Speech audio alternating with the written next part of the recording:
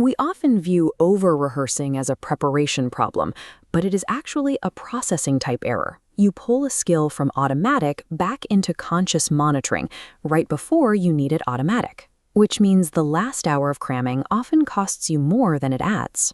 For the ambitious professional, the response to a high-stakes moment is usually intense preparation. But often, that intensity leads to a strange result. When it is time to perform, you feel stiff, slow, and trapped inside your own head.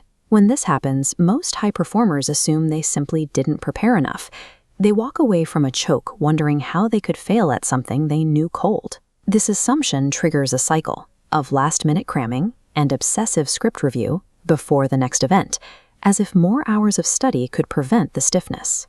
In reality, that instinct to cram harder directly causes the choking phenomenon. The effort to secure the performance is exactly what destabilizes it. Understanding this trap requires looking at the brain's two primary operational modes. This is a mechanical shift, not an emotional one. First, there is automatic processing. High capacity and fluid, it runs effortlessly in the background as the native environment for a mastered skill. Then, explicit monitoring. Low capacity, rigid, step-by-step thinking, designed for learning, not performing. Over-rehearsing yanks the skill out of that fluid system into explicit monitoring, treating a mastered skill as brand new. This system swap is triggered by hyperfocus. When you micromanage every word or step in the final hour, you tell your brain to switch to the slower, rigid pathway.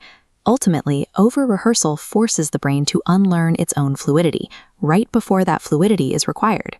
While this shift is problematic in practice, it becomes disastrous under the pressure of a real performance. High stakes introduce stress, consuming cognitive resources. This shrinks your available bandwidth, making the limited explicit monitoring system fragile and prone to stalling. A performance failure reflects a biological mismatch, the wrong processing system online at the wrong time. It is a matter of bandwidth, not a lack of effort. Despite this, most professionals lean into the very tactics that trigger the stall: the final full run-through, the pursuit of script perfection, and obsessively tweaking minor details. Mentally replaying failure scenarios or making last-minute additions signals to the brain that the situation is still uncertain. This forces the mind to maintain conscious, rigid control. These dedication tactics spike your cognitive load, intentionally blocking the automatic execution you need to succeed. To solve this, you must distinguish between the learning phase and the performance phase. They require entirely different cognitive approaches. While repetition and microcorrections are necessary for learning, they become liabilities as the performance nears. The solution is to taper. Perform exactly one clean run-through at target intensity, then stop adding detail. Instead of clinging to a full map or a memorized script, switch to minimal cues. Identify a few anchors that keep you on track without micromanaging the flow of the work. Once you finish your last solid rehearsal, write 3 cue words on a card, then walk away. In the final hour, skim the card once. Do not re-drill the material.